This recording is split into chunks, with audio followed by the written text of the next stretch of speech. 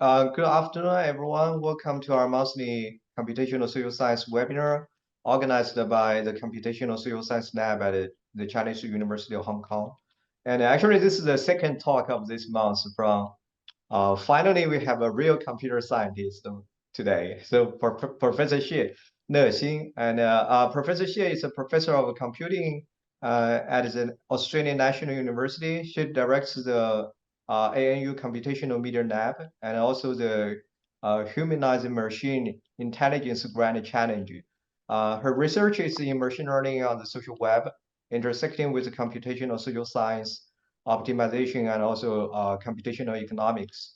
So you may find a lot of exciting studies on her NAP's website, and later I will post the links in the chat box so you can check them out. So today she will discuss a very interesting topic on online attention. So without further ado, so please join me in welcoming Professor Xie. Okay, Lexing, so take your time. Oh, thank you, Kai, for that very flattering intro. 大家好，我这个talk 就用英文给了，因为我的这个中文 technical language is still certainly not good. So, right. So what I wanted to talk to you about is a little bit background about us and you and what we do in sort of the computer side of the computational social science, and I welcome any critiques and discussions, and I know for a fact that questions and discussions from social science audience is always very pointy and invigorating. So I guess yeah, I'm trying to sort of prepare myself for that. But what the main thing I wanted to talk about today is a project or a collection of long-running projects that's done in my lab, and we claim to know a lot about online videos, and we claim to have a few insights about how they go viral. And then I'm happy to touch upon, let me see. Okay, flipping works. So using the simple three-circle Venn diagram to illustrate roughly what my own lab does, you're going to see a fair bit on this blue circle on the top. We'll elaborate, and then we're going to talk briefly about what I recently called interpretable machine learning with a purpose. Basically, I'll tell you what these two visuals are.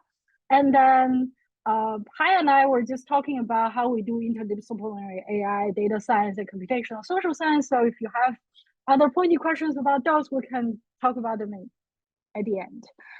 Just also as a geographic reference, when we say Australian National University and Canberra, not many people knows where they are, because this is the national capital that nobody knows about. People knows about Sydney and Melbourne. Canberra is in between and not on the coast, which is not usual for Australian city, but it is a wonderful place to live and work.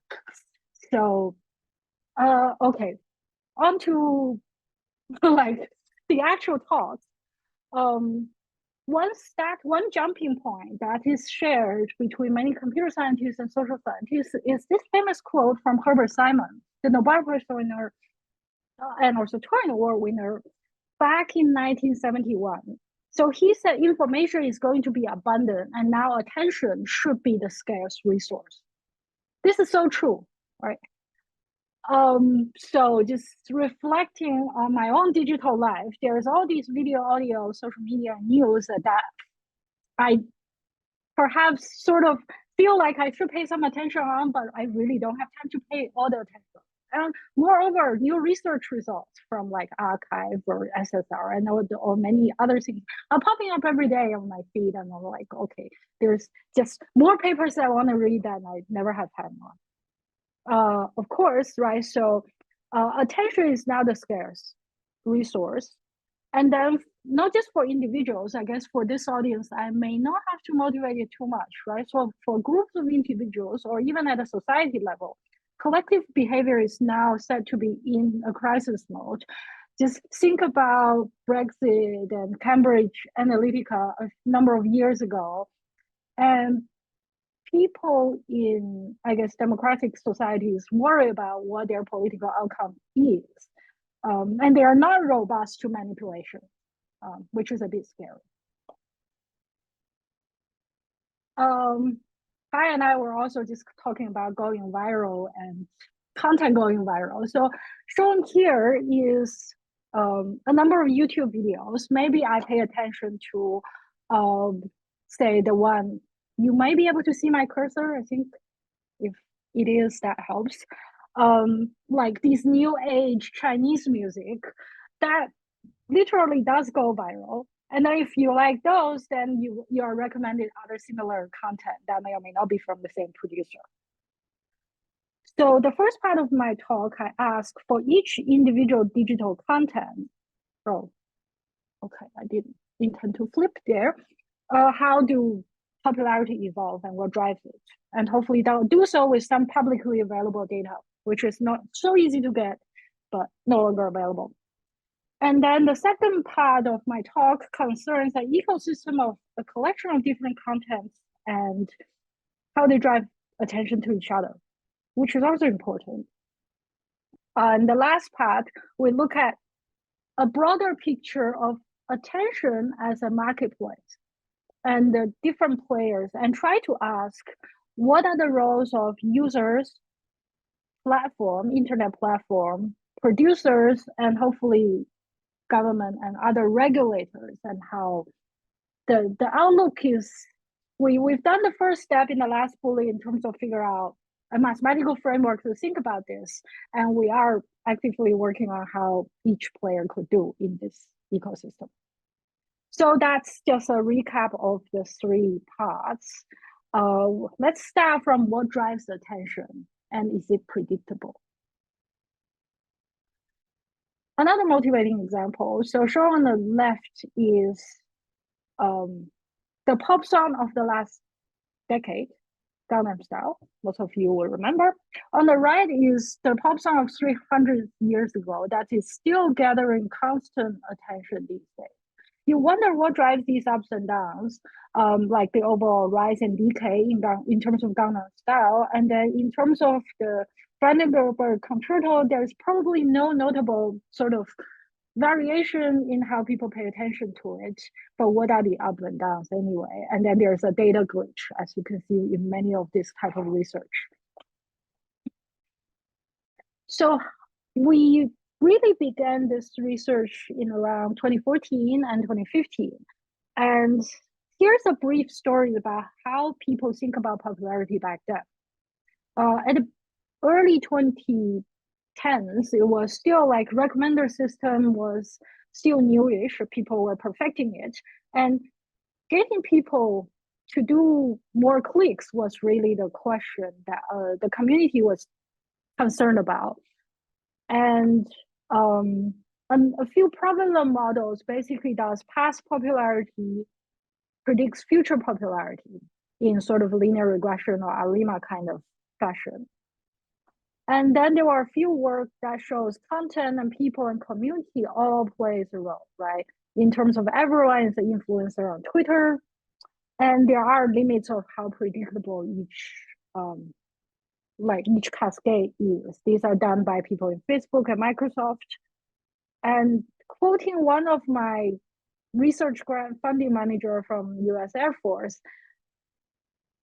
he wants me to answer whether video, audio, and text content are predictive of a piece of content's popularity, which I think is pertinent. But having worked on behavioral data for a while at that point, and also worked on content for much longer before that, my feeling that which still holds today is that behavioral signal once present is a lot stronger than what you can extract imprecisely from content. We'll talk about that point about precise and imprecise content descriptors later. And then around the time which Alliance saw that sort of inspired our thinking was views beget more views. So there is social like cascade happening. And people were using things like stochastic points of process and other things to describe different kinds of cascading events. In 2015, so this was done by my very first PhD student, Hongling Yu. He showed that, wow, video popularity actually look like they go up and down all the time. And it's hard to predict how many rising and falling phases they have. So the blue dots are the data and the red are the essentially parameterized shape of rising and falling that he fits to it. Some of it is sort of, it seems there is no regularity, and if you try to run linear regression or variance on it, it will certainly fail. So it took us more than 2 years to figure out what our answer is and write it up and get it published eventually. I'll save that story for another time, but what we thought was a different articulation to what predicts popularity is actually, popularity is inherently unpredictable because each piece of content sits not just in a particular platform, but under the influence of lots of external things, such as, well, news, weather, natural disasters, and all that. So there are continuous continuous influence from things external to the platform in the wider world that never gets captured as data. And a piece of content, sort of people's social feedback, is a continuous response to that. So we summarize the external influence as a time series, which is assumed to be known, because you can't predict what news will happen tomorrow.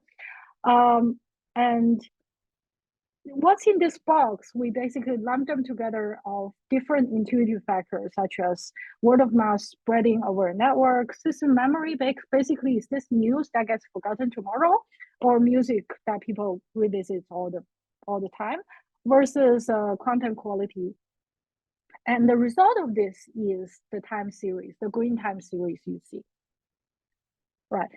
The mathematical model we use is basically a stochastic expectation of what's called a point processes. If the purpose of the equation is to show that it's actually not so scary, but if you don't care about it, it's perfectly okay. It is popularity as a time series as a result of external promotion, which is the first term, mu times some tweets, let's call it volume of tweets, times a convolution of itself, which is the Greek letter C, with some memory kernel, which is decaying. Right. So we benchmark this on a large scale data set of YouTube videos. It has predictive power, and I'll skip the details. What's simple and nice about this particular model is that we can interpret it by projecting all the video onto a 2D scatter plot. So in here, the y-axis is the mu inside that, like basic multiplying factor of the external promotions. We call it sensitivity to external promotions. The x-axis is what we call endogenous response, or for people with a linear system background, it's the impulse response to this integral equation as a linear system. If you don't care about it, it's basically how many views do you generate for every standard unit of promotion on average, right? So that's also quite interpretable. So each of these colored dots is a video. We use size to denote the number of views, color to denote the amount of promotion they have received. So these 3 dots are picked to be like indicative illustrative cases. So the holy grail of marketers is this dot on the upper right, where it didn't receive much promotions, but it has fair number of views. So it scores high on both dimensions. And then the contrasting cases are the ones that are promotable but not viral, or vice versa. So let's look at these examples and what they are, right? So the holy grail one is a compilation of celebrities doing the ice bucket challenge. This is back in 2014, the data. Some of you might still remember those on YouTube, people dumping ice water on themselves. And then this particular one, which is not very super viral, but quite sensitive to promotions, is a video blogger in Portuguese talking about how to make pizza. And his recommendation was actually to call Domino, the pizza chain. Try to be funny. And then the last one is viral, but not very promotable. it's actually a mathematics sort of video blogger. I'm actually aware of. It says what kind of audience we are. About 31 kinds of infinities. It's very well done, well explained, entertaining for people who care about these things, but obviously the size of the audience for this is kind of limited. All right, so we thought, okay, that's the promising stuff for views are not predictable because of the external world. But what are the other metrics on a video that we should care about? Is there something else beyond views? So another PhD student in my lab, Siqi Wu, this was his first paper during the PhD. He said, well, we should care about how much time people spend on YouTube. Actually, this was the internal metric that YouTube optimizes for. And how can we outside of YouTube get data? So it turns out, in addition to the green time series you saw, there's also a blue time series, which is the daily total watch time. How many minutes do the whole internet spend on this video each day? And we somehow got that data. And we actually normalize it a few different ways. Basically, we can derive average watch time, basically divide the total number of minutes by the view count that we can basically say, on average, each viewer on this video watched 2 minutes of it, right? Or 5 minutes of it, right? And Siqi did this on about 5 million videos. So it was the largest collection to that date that are publicly available. So if we plot the what's called average watch time in terms of seconds, not minutes, so like 100-second watch time will be a little over a minute for each viewer. You can see that the watch time increases, and there's different shades because these are 500 slices, like a 500 histograms concatenated on one of the primary covariates, which is how long the video is, video duration. And these lines are essentially box plots. Can think of them as series of box plots. So the green set of box plots sort of increases. So as the video gets longer, people on average spend a little more, maybe more time to watch it. But what's the blue box plot or this set of box plots on the right? These are actually what we call average watch percentage. So basically, we divide the green plot by the x-axis, how long the fraction of the video people finish actually drops overall as the video gets longer, which also kind of makes sense. If it's not that, then the data might have some problems, right? Another important observation that Siqi made was that no matter how many views the video gets, the watch time tend to be stable over time. So people basically tend to, on average, spend the same amount of time watching the same video, no matter it had 1,000 views or it had 1 million views already. So that's curious. What do we do to these observations? There are two things. First of all, we propose what's called relative engagement as a metric of how attractive a video is. Basically, on this blue set of box plots, we slap on a percentile grid on each vertical slice. Basically, compared to videos of same length, what fraction of this video do people finish, right? So let's say we want to compare two videos. One is kids doing karate, which is short video, 5 minutes. And then there's a live fighting show that's over an hour. We can see that people spend watch fractionally less on the live fighting show, but if you look at this percentile scale, they're roughly equal, meaning they perform better than 95% of videos of the similar length. I don't know what conclusions we could draw on this particular instance. People just like fighting, or these are particularly well-made videos. More studies need to be done in order to draw particularly domain-specific conclusions. But this is a metric that we think sort of generalizes across. If you have videos of slightly different lengths, we could compare them this way, which is comforting. You might now ask, is this metric, relative engagement metric, any good? So Siqi did two separate validations. One of them is on news video. We graphed essentially another density plot of top 100 news channels from internet sources. Turns out they are on essentially the top portion of this underlying density plot, which means that the engagement indeed is some sort of correlates with quality metric. We did the same thing for music. I'm skipping the result for less reasons. So since, well, this engagement or fraction of video people finish seem to be a stable and quality metric, for us computer scientists were like, can we actually predict it?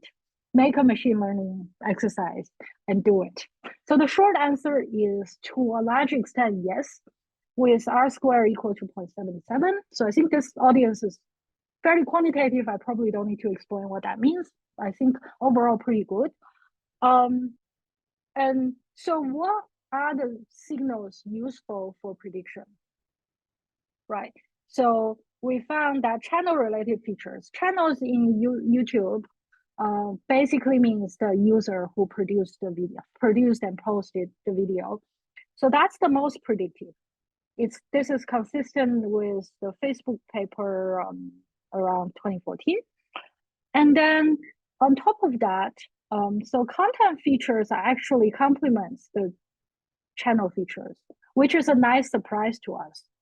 The content feature we're using are extracted by Google. They are so-called free-based topics out of the text, video, and audio.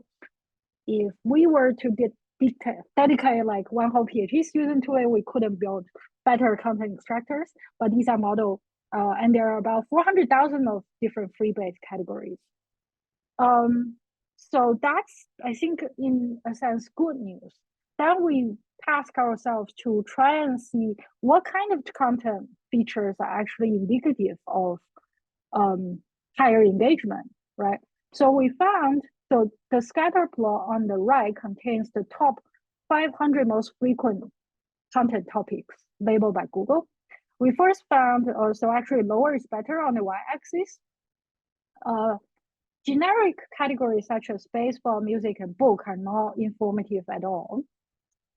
And more specific categories such as Bollywood and Obama were actually a lot more informative. And these two dots are of different colors because Bollywood was somehow indicating low engagement or low fraction of the video being watched. And Obama, remember these data from 2016, indicated that a high percentage of the video was being watched. Maybe it corresponds to some of our cultural stereotypes, maybe not. We can think about that. So that's the first part. It was interesting for us to say, to essentially make a concrete claim that attention itself is not predictable, but it was good news that engagements are, and user reputation and content both matter. So if we were trying to produce a viral video, try to optimize on both. With the reputation harder to optimize, right? And moving on, I'm going to show you now some pop music and what Siqi calls the halo effect. So a lot of you will know this song by Adele called Hello. It's significant because when it was released, it was the single video that gathered the most number of views in its first 24 hours. It was released 2015, a few years after Gangnam Style, right? So when we were doing this work in 2018, recommender system was still a very active topic, and there's a lot of work concerned with how to make better recommendations, quote unquote, to get people to generate more clicks, right? For YouTube alone, these are the representative papers that I don't need to read to you about. But we asked a different question. So if we treat the recommendation, for example, YouTube recommendation, and Same with many other video sites. There's a whole bunch of stuff on the right-hand side, and they get either autoplayed and people tend to click on them. One stat is that those right-hand side lists drive about 60% of the video site traffic, right, which is significant. So if that's the case, then what is really the network induced by such a recommender system? If we treat these recommended videos as having a directed link from, in this case, hello, to these other videos. A lot of them also from Adele, some are not, right? I feel that our study was sort of preceding essentially iceberg worth of work done by others on whether recommendation systems are fair, whether they are ideologically biased, where they drive people to really polarized bad content, and we can talk about all that, which is related to our last theme of this research. So here's the hello effect. So here's the small toy network that are collected around the song hello, and you can and I think these are right. I know a bit of Adele, but I think all these songs are actually from Adele. And at the time of the release of the song Hello, you can see all of these songs went through a synchronized attention spike. This is what Siqi calls the Hello effect. Moreover, not just the songs that Hello is directly recommended from, but also Skyfall, which is only a second, like a sort of a neighbor of distance 2 on the graph, also has a spike. So the network is doing something. Now the first question we answer is, what does the network look like? This is sort of stylistic visualization rolling 2 steps out, snowballed from hello, and you can see many other pop artists and songs appearing in this. So this data set is exclusively on what's called Vevo music, mainly professionally produced music videos. We did this for a reason, for like, so that we could resolve the artists and so on. But you can see it's quite diverse. So recommender system network, like many other networks, are well connected. And if we count the fraction, because this is directed network, the fractions links pointing to different type of videos. In here, we roughly grouped video based on their view count into 4 quantiles. We can see that disproportionately many links are pointing to the top 25% of videos.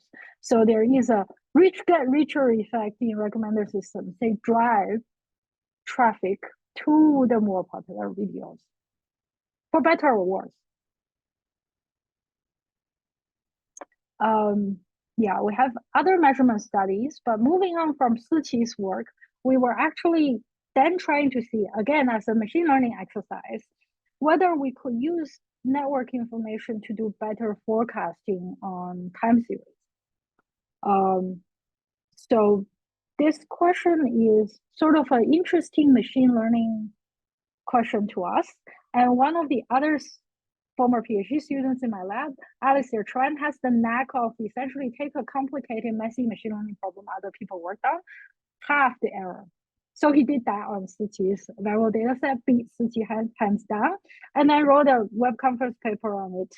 His model was essentially using a recurrent structure for time series, not transformers. I don't know if this audience cares, but if you deal with time series, try to slap a neural network, transformer is not the only answer.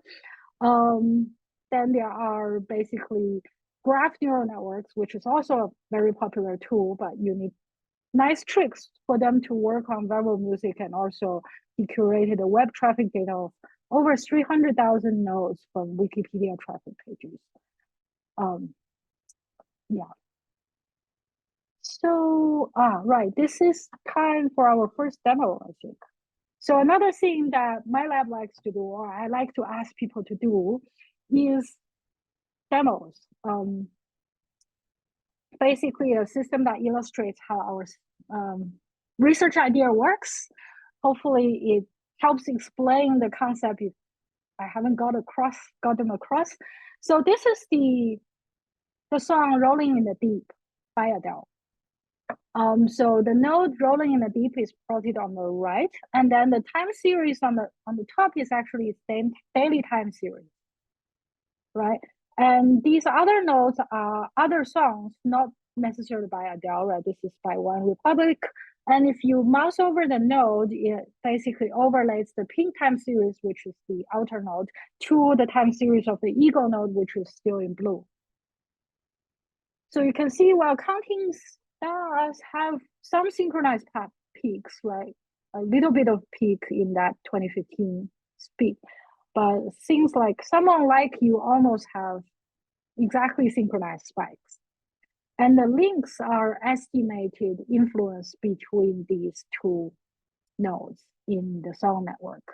I say estimated because we are not YouTube sitting behind the server and can get the data, but our machine learning model produces estimates in a couple of different forms. Ask me if you want to know. So indeed, this was hello. And other spikes were produced by like major awards and other things that Adele gets deservedly. Yeah. So, and if you click on a node and you can certainly jump to that, like some other network in this demo. So it's a sort of attractive way of navigating networks of time series. So going back to the talk, you will be able to see that we also built this demo for the Wikipedia data, and Kylo Ren was the showcase example of how different wiki pages drive traffic to each other. All right. So that is my second part. Recommender systems induce a network bias towards more popular items, and better forecasting is indeed possible through machine learning. Moving on, yes, I think about 12 more minutes should be enough. I'm going to talk about this attention as a marketplace and what is the one mathematical way to think about it, which is moving away a little bit from my usual comfort zone of doing measurement studies and machine learning. But I think it's an interesting adventure. So as Herbert Simon said, so attention is the scarce resource. And we can think of, so I borrow this term cultural market from Sauganek and Watts. A lot of you in this audience probably know that word, music lab. So people pay time and in exchange they get information, entertainment, education. So how do we think about this in economic terms? So there is no explicit notion of price in this market because I kind of think every minute I spend is roughly the same over time, and maybe every minute I spend is probably in the same order of magnitude as highest time. So people before us have articulated, well, the cultural market already is known to suffer from inequality and unpredictability. So some of the famous empirical results from Watts and Sauganek were like, wait, you can't really know which song gets popular. And classical market analysis in economics doesn't apply because if you take away the price, how do you do this, right? So we worked on this, and this is a general schema without much details. So we study trial offer market with social influence in a way similar to Watts and like Sauganek. We incorporate personalized preferences, unlike in Watts and Sauganek and the subsequent work people study on their experiments. Every user was kind of the same. But in this day and age, people are not the same. We can think of them in different colors. So in economic terms, the notion of equilibria is important. Equilibrium in this case, basically, we can think of them as market share of clicks, fraction of clicks each product gets. Hypothetically, if we only have two products, you can think about equilibria as, well, one product gets more clicks and the other one gets slightly less, and then they eventually stabilize and settle on like a market share, right? It is worth asking what kind of like whether equilibria exist, whether the market finds it, and what kind of equilibria it is, right? And our tool for addressing this is to actually find the overall objective function that what Duncan Watts' music lab is like audience is implicitly optimizing when they are sort of each responding to their preferences and popularity signals. So I actually gave this. I didn't know how difficult this was, right? And it was a bit out of my skill set. So I was teaching a machine learning class. So I asked one of the best students in that class who has lots of math background, like, find me the objective function. So he tried for 2 semesters and didn't get it. And I started to get nervous because I was blaming myself. I'm like, this is a very good student. What do we do? Until one of our now colleague came to give a seminar talk on computational economics. I say, well, do that. And so there we have the overall objective function. It's actually concave. So I'm plotting it flipped convex because people can easily see downhill skiing on a landscape. So there are well-defined objectives. If you care, this is some sort of sum of log utility regularized by entropy, well, diversity term. The objective functions are strongly concave and their maximizers are the market equilibria. That's good news. So the market does have an equilibria, and moreover, people interacting with each, like the content is doing stochastic mirror descent on this particular program. If I don't know how many of you care about numerical optimization, but it's a nice thing to know. And under mild conditions, the market will actually converge to equilibria. So what this means is that what Watson and Salganik observed were effects of random initialization. But if the market is large enough, around long enough, they will sort of converge actually to like to the same spot, right? And we have some empirical results simulating on the modern version of Music Lab, which movie lens data set, some of you might know it's one of the standard recommender system data sets. So we have shown differences in what we call efficiency, basically percentage of actually buying versus trying, and also entropy, which reflects the content diversity. So as the simulated users interact with those about 1,700 movies, the efficiency improves slightly, but the entropy or diversity decreases, meaning at first everybody's choice is kind of random, and then like still the more popular songs, movies get more clicks, and then there is a distinct strong distinction in what's called quality ranking and popularity ranking. So popularity ranking is what Watson Salganik's music lab experiment was run on. But if you know the true underlying preference, the efficiency of the market is a lot larger. So that's what we know about attention market so far. We're certainly still working on it. But before I do that, feel free to interrupt me with questions if you have any burning.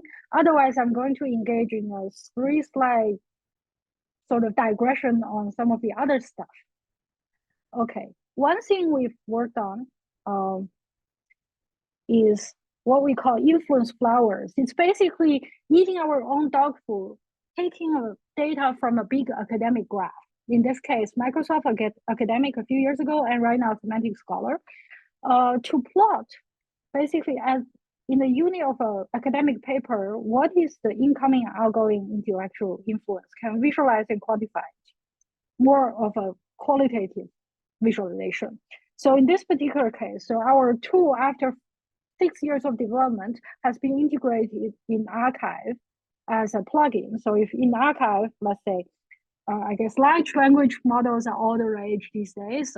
You might not care about this particular one. It's from a long list of authors from Stanford mainly. It's called one of the main papers on foundation models. People like it and some people don't like it. But on the paper page, if you turn on influence flowers, you're going to see this. So the blue arcs denote incoming influence that are tallied across references of this paper. Because there's a very long paper, there's lots of blue arcs. And then because it's a new paper, there's a few red arcs of other people writing papers citing it. Right, and you can see the gray notes or names are some of the co-authors of this paper, including like celebrities in AI, such as Chris Manning and Dan Jarofsky, who are in natural language processing, Fei Li and Percy Liang are in vision and natural language processing, and so on. So we feel like this is a cute tool. People on arXiv may or may not know about it, but we can also take it to the next level, right? So each academic entity consists of a set of papers, and that entity can be a person. Tony, it's you here. And this is our next demo. Let's see. Okay, let me kill this one. I actually have a better version of that loaded, preloaded, right? So this one. So this is what we call Tony Lamb's influence flower.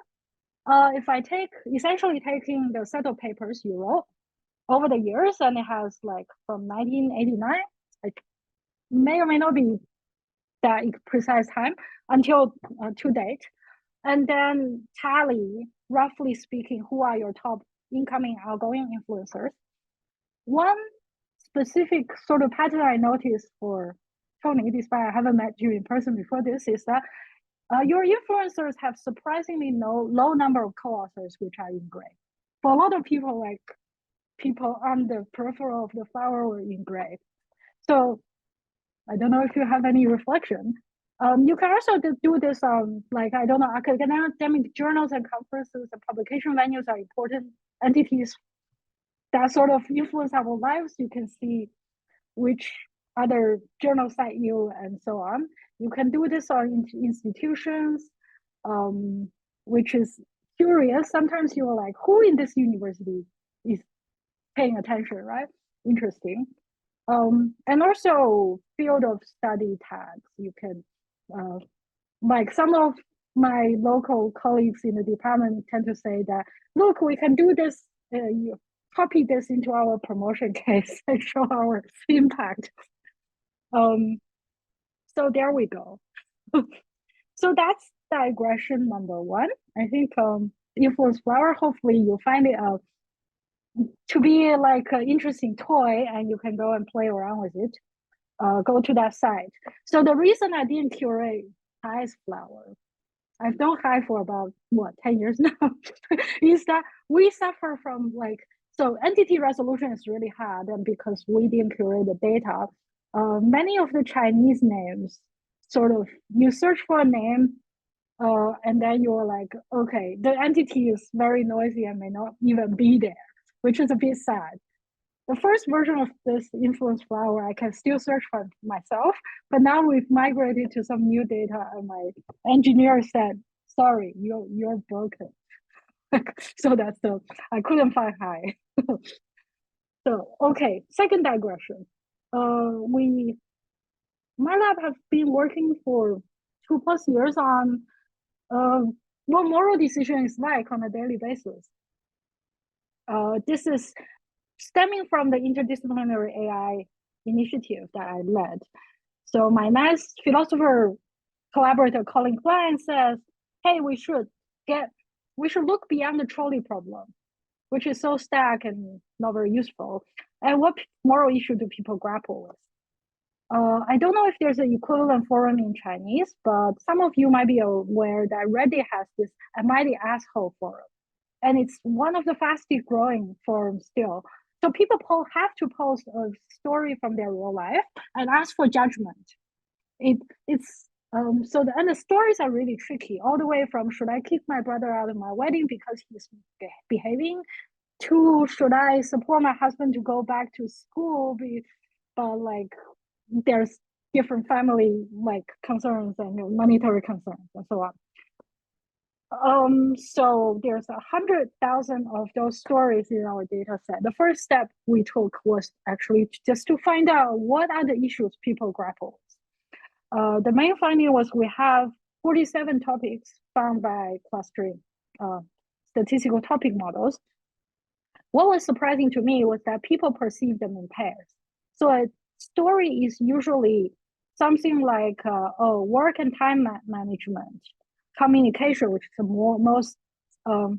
most prevalent topic, and let's say schoolwork or family and things like that. So we're still working on this on other questions, but I thought this will be a nice picture to share with you about. So to conclude, I told you about 3 clusters of our work around attention, from items to networks to market. Our outlook for this area, we are spending most of our time on the market perspective. We're like, are the market equilibria fair? And what is fair is a really tricky question. At the beginning of our interdisciplinary AI perspective, we're like, tell us what's moral and we'll turn it into code. That's incredibly naive, right? And then we wanted to quantify what users, providers, and platform can do to influence the market dynamic and equilibrium. And then ideally, we would want to use the same methodology to mathematically think about other like distributed, fast interacting economies that are very important these days, right? So the livelihood of delivery drivers and how we deal with renewable energy with solar panels and EVs all over the place these days. So with that, I think that's all I have to say. I wanted to thank my collaborators, and we're recruiting. I've sort of slipped in the embedded ad over time, but if anyone is looking for postdocs or PhD positions, get in touch. Any questions? Yeah. Thank you, Professor Shi, for very interesting talk. So I enjoyed it very much, especially for the demos. Yes, that is what we, as a social scientist, cannot create. Oh, there are secrets. It's not. Yeah. So I learned from my former postdoc, now faculty, Marie Andre, who drove the first work, that his school actually has a prototyping arm that are solely responsible for code. I envy him. Okay, so now, okay, Jimmy is our colleague from sociology. Listen, so I really enjoyed your talk. So I'm also a scholar of social networks. So especially I was like intrigued by your the third part of the work, which is the cultural market optimization.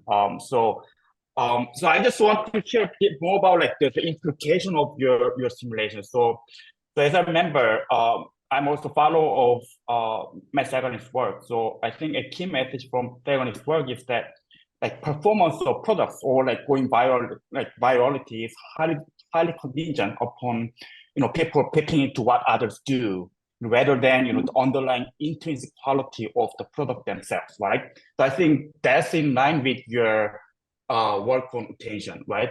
So I think you spoke, but I want to share a bit further about what your work adds to that explanation, right? So I know like you have done like some simulation with movie lens, which I don't know much about, but I also want to know like how you like operationalize quality ranking and popularity ranking, random ranking. So I think it would be helpful if you just talk a bit more about like how you created that setting and what you would add to the Matt works explanation, especially with regards to like network explanation for that like priority. Thank you. Yeah, sure. Thank you for that question. This work is relatively new, so let me see if I can make complete sense. I've like only explained a few times. So this was the, I guess, overview I showed. So this is one step under the hood, where in Matthew Salganik's work, they did not have a formula for what people behave because their work was like experimenting on the web. Yes. Yes. Mm-hmm. So following their work, there were a number of work that tries to establish how people behave. Notably, one from 2012 in MIT, published in PLOS ONE, I think, well, that has an additive model, essentially visibility of an item scaled by some, like the current market share phi. Market share, you can think of it as a vector that sums to 1, or a fraction of clicks, raised to the power of r. And then Maldonado has this multiplicative model that we have. The previous two more theoretical work, sort of, the second one establishes that these phi's sort of have a stationary point. Meaning if you reach one particular allocation, it doesn't change anymore when people, so for example, you can think of this phi raised to the power of r as the popularity signal in the music lab experiment, right? Okay. And you can see that this particular equation on here basically informs how you get phi t plus 1 from phi, like the previous phi influences the next phi. So that so our work, I guess, conceptually shows not just an equilibrium exists, but there is an underlying objective. And then the objective is concave, meaning that the equilibrium is kind of unique. So comparing to the empirical work, as I said, right? So the contrast here is, well, we show that simple culture market is actually stable and has a unique equilibrium, which is in contrast to what Salganik and Watts showed.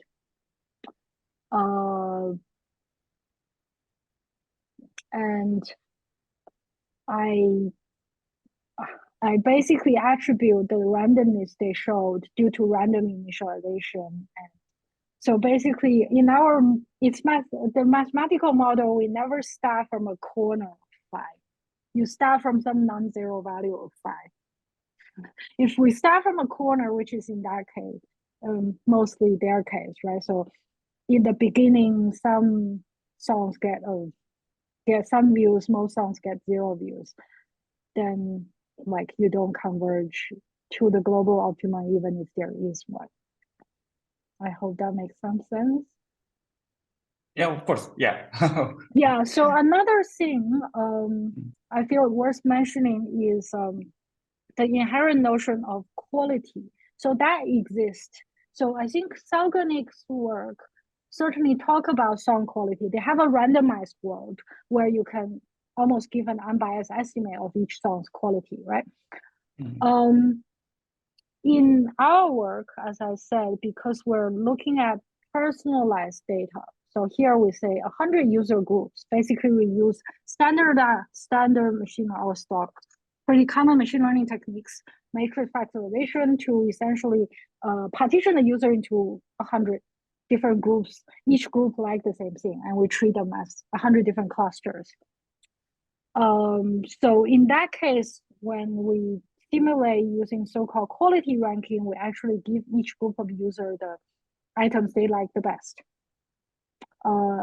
In Salganik's experiment, they only experimented with popularity ranking. Yeah, only the counts of the clicks. Yes. So and the rankings of it. So it's basically popular ranking. Yeah. Yeah. Yeah. So we were happy that after so many years, we can say something about the music lab. But I don't know how many people will care. So another thing about this, like more theoretical flavor of work is, if you don't have empirical results or experimental results, better still, I feel like less people will care and actually understand what's going on. I'm also looking for partners to actually do experimental results. If you know of, yeah, like if you have leads, I'm happy to collaborate. If someone knows someone in the B side, that might be good. Okay, thank you. Thank you for the question. Okay, any other questions? Yeah, I do. Please send me my pictures. More seriously, yeah. I have something. I'm not an expert as Jamin has been in the cultural market stuff, but I do want to learn further in your project that is, to me, is obviously very impressive, taking a different approach than sociologists have done, and extending it in different ways. And I'm really wondering, through your project, how to make the trade-off between parametric model on the one hand and your theoretical contestation with the previous literature. They don't do exactly the same thing as you do. You're using different data, different technical approach, and then but at the same time, you are trying to understand what they did not say and whether they are even the scope condition, you are able to say you can specify the limit for them. So that is very nice and intellectual first rate. But through the process, how do you make the decision between parametric or not? That's one thing. The other is even the data is different. How do you engage them to be convincing? Just for instance, you're not presenting or submitting your paper to a sociology journal. If you do, definitely they will be your reviewer, right? You have to expect them to either challenge you or question you. How do you go through the process? I want to learn from that. Thank you.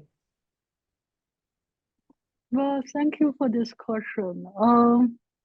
Let me first admit, as computer scientists, we're famously, or at least I admit that me and my lab are still very bad at sort of finding the conceptual grounding of what we do. I can give you another example, perhaps after attempting an answer first. So, for example, for the popularity work, one way we tried to, indeed, as you said, there are so many different approaches and they all work on different data, different platforms. There are many differing assumptions.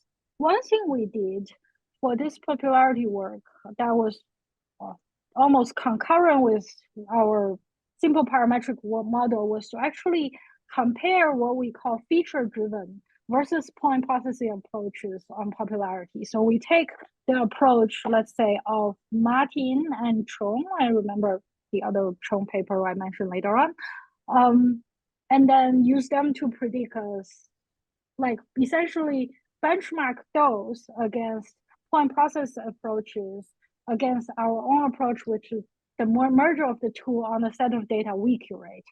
So try to reproduce other people's approach on a common set of data is one approach I think is valid. We tried to do that, and that was with Swamil Mishra. His first paper, it wasn't easy. I admit to that. Yeah, and I think it was through that paper that allowed us to have this narrative about, oh, these are all these garden variety of approaches. Which one is actually good? Does that answer your question? Or is there something else? So another, so I would say that parametric means something in machine learning and statistics. which may not be what you meant. I'll just say one more thing, which may not be useful. So a small model like this is certainly parametric. It has like 7 parameters.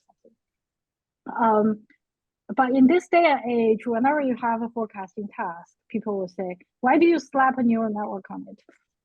Actually, you can. I think some of our later work show that if you slap a neural network on it, it's actually performance-wise, like just on the forecasting performance, it does better. But in terms of how you can explain it, and we basically poked at the neural network and ask ourselves whether we can reproduce these 2 dimensions. We cannot, because it's no longer a linear time invariant system, and all the nice math properties were gone. Okay.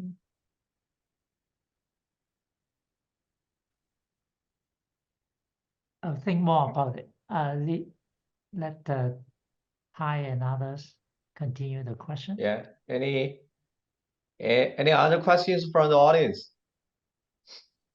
Hi.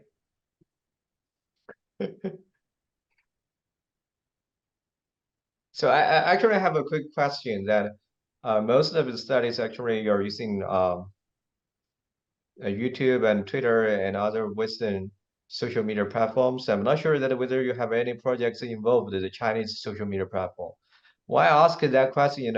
Because for a social scientist, that you're really curious that, and also there's assumption that because the Chinese social media actually operationalized in a little bit different ways. It's not a purely open market. Actually, a lot of what do you call it? Exogenous influence, like from the governments and unpredictable policies.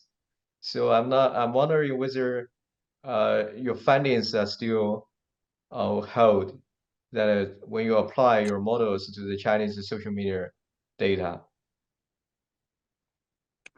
Yeah, the short answer is I believe no, but I don't actually know. So I think one of the benefits of talking to you guys is to see whether there's some counterpart we could set up to do a, I guess, measurement or prediction exercise to see what changes in the Chinese social media scope.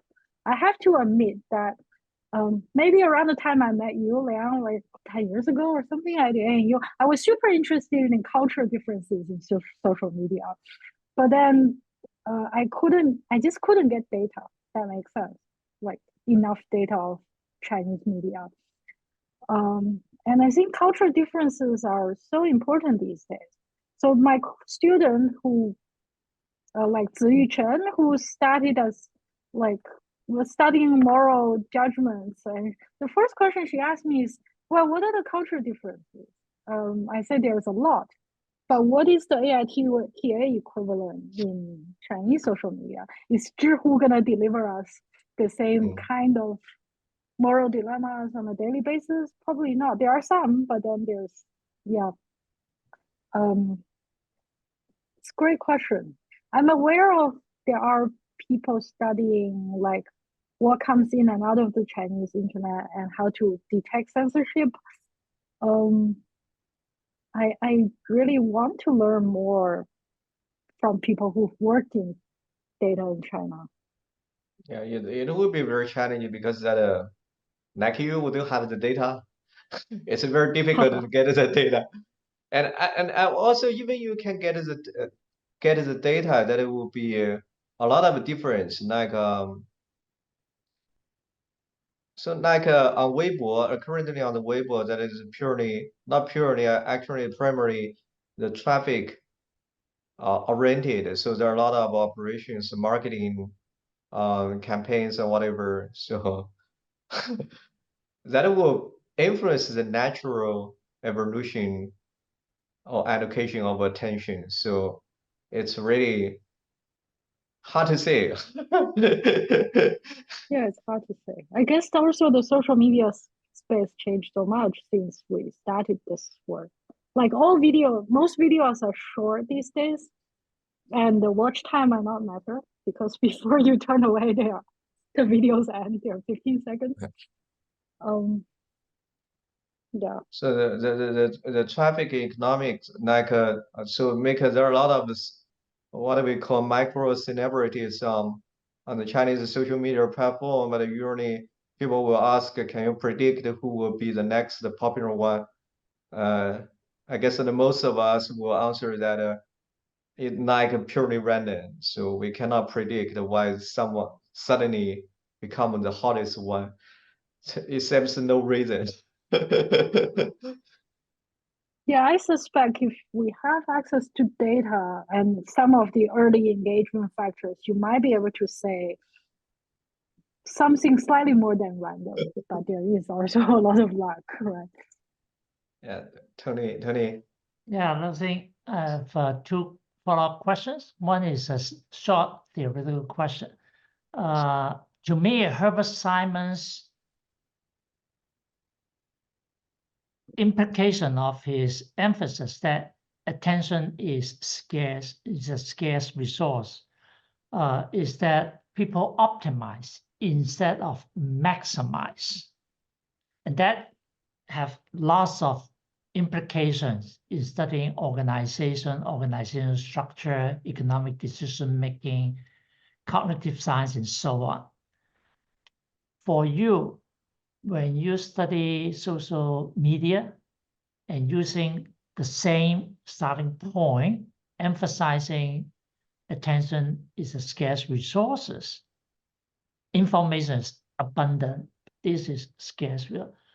If you are going to put a single sentence or two as the theoretical implication to tie together all the demonstrations, projects you have done, what would that be? This is my first question. The second question is about agenda, not something you have done. Obviously, you haven't done, but I have been curious to many of the media study experts. I would have this potential same question that I've been wrestling with. In modern society, I shouldn't say modern society, for human beings, whether you're a young adult, adolescent, or adult, in the past 10 years, we live in a totally new world in which our attention live in a space that is totally brand new to us. Nothing in past history has anything comparable. Is your empirical investigation, would any of the results enable you to tell me, help me rationalize why today people are so easily fixated on specialized information sources and trust them instead of distrusting them?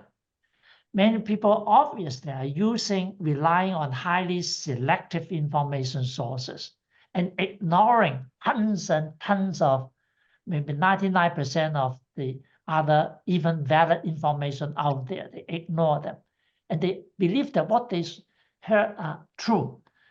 It's not about polarization. It's about selective attention. That was a big puzzle to me. It has huge macro-sociological, political, and economic consequences these days. People just live with that. I think could have a lot to do with scarce attention as extremely scarce resources. The more information we get, the scarcer, relatively speaking, the more scarce our attention resource is. And that could be part of the story. So that big question I have in terms of my puzzle over political life, economic life, and so on, is the second question I have. Is, if possible, for your kind of methodology and empirical investigation, would that allow you any leverage to set it, to work out an agenda, or you can recommend a social scientist to work in a certain way that would be more productive, or another way is not so productive? So any pointer and reflection would be welcome on the second one. Thank you. Ooh. Thanks, Tony. These are big questions.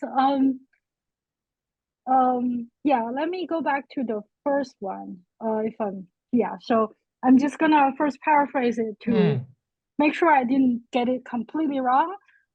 So this is on the Simon's quote, and also the point about optimize versus maximize. I feel so across the 3 threads that I talked about, I feel the individual online item one didn't really say much about attention being a scarce resource. But this attention network one, it says very limited things. It says that recommender systems that are built to maximize clicks or somehow attention to a whole set of items were built to essentially drive attention to the more popular items. I think that's maybe one assumption, one observation. And the last one, I feel like is more directly tackling attention as a resource. So in here, I feel like the broad analogy to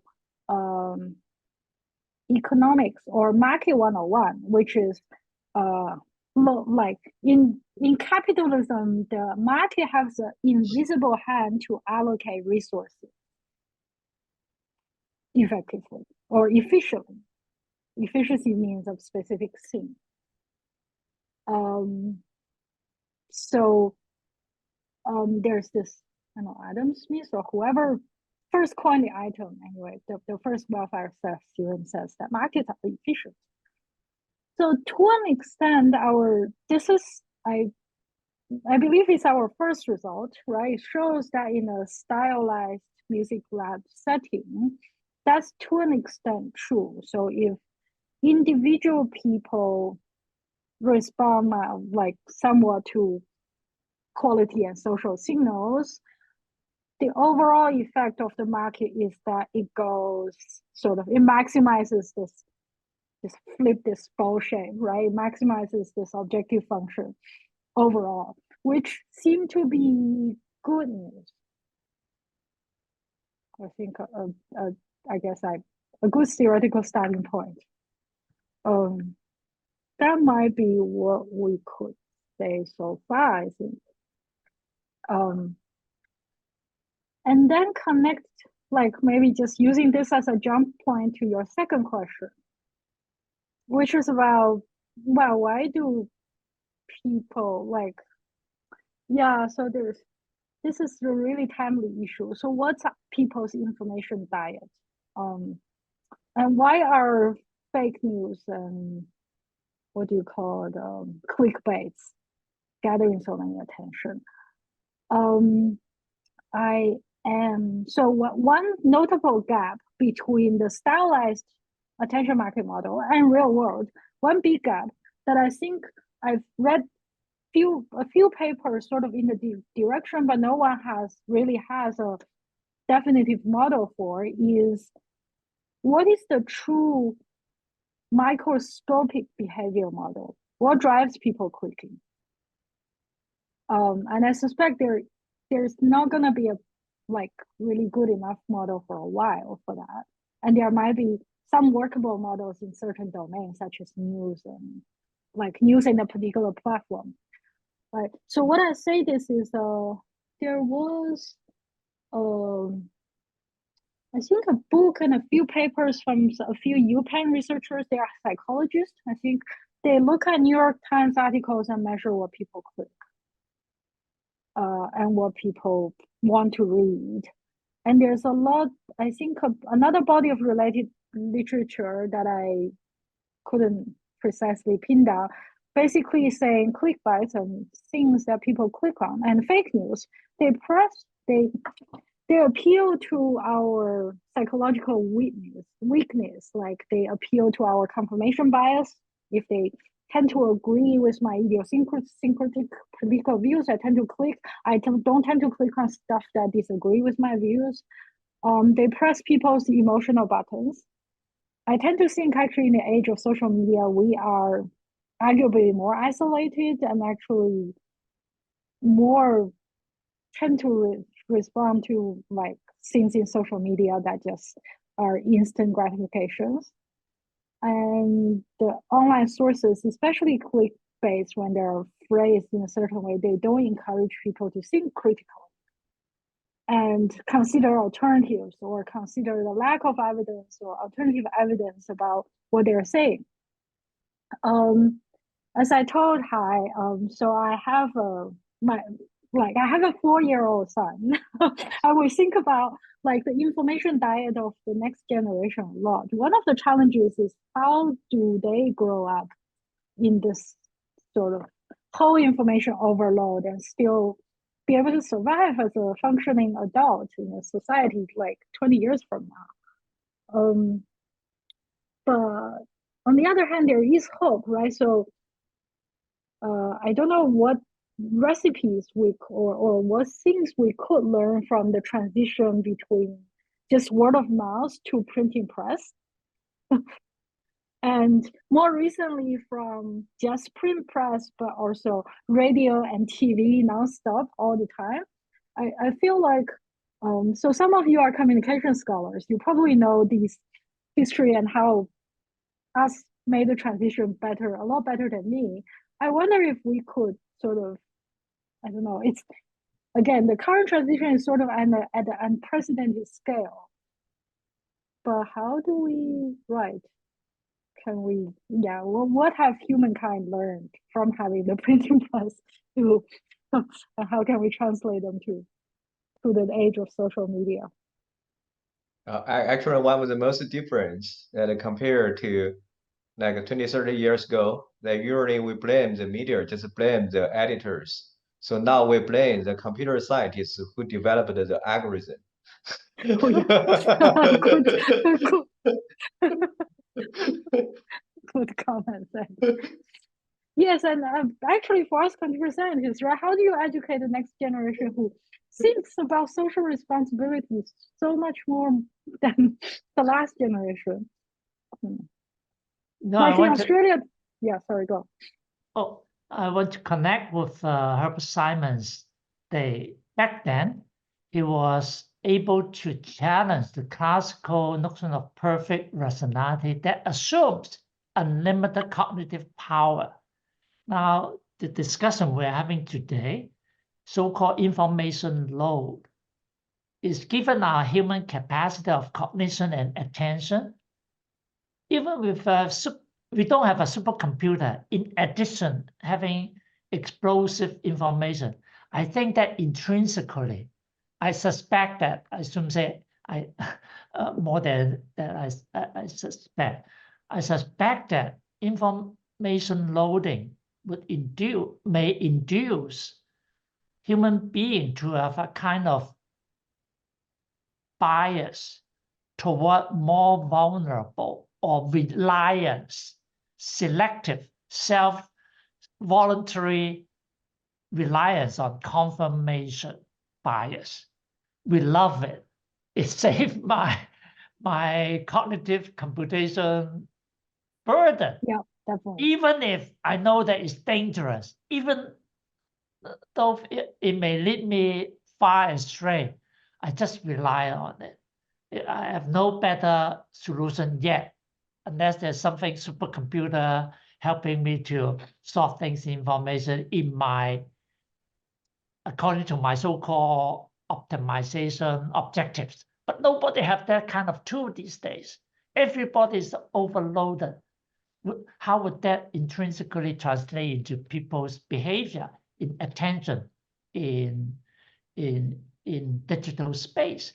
My agenda question is whether you as a computer science know so much more about possibility of what to know, what to test, what is feasible to test, that you would probably, your team can suggest some developments in the future to understand this kind of so-called cognitive information overload coupled with cognitive limit constraint on our modern individual and resulting in behavioral problems that have huge macro political and economic consequences.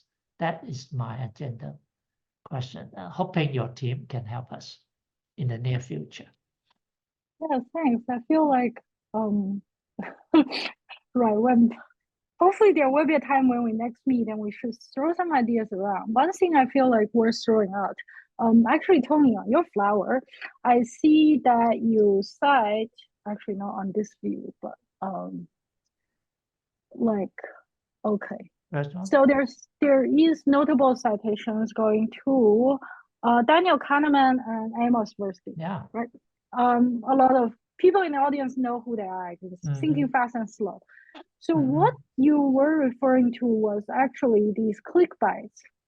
They appeal to our system one, basically emotional and sort of subliminal, sort of a pre-rational thinking. But like, I guess telling truth, well, filtering information requires conscious and rational thinking. So so I don't know of existing computer science systems that can actually, computer systems that can actually help people and turn some of the rational decisions and help people use their system one to make the decision. That might be a good, like, sort of bridge the gap between system one and two, maybe more easily. That will help.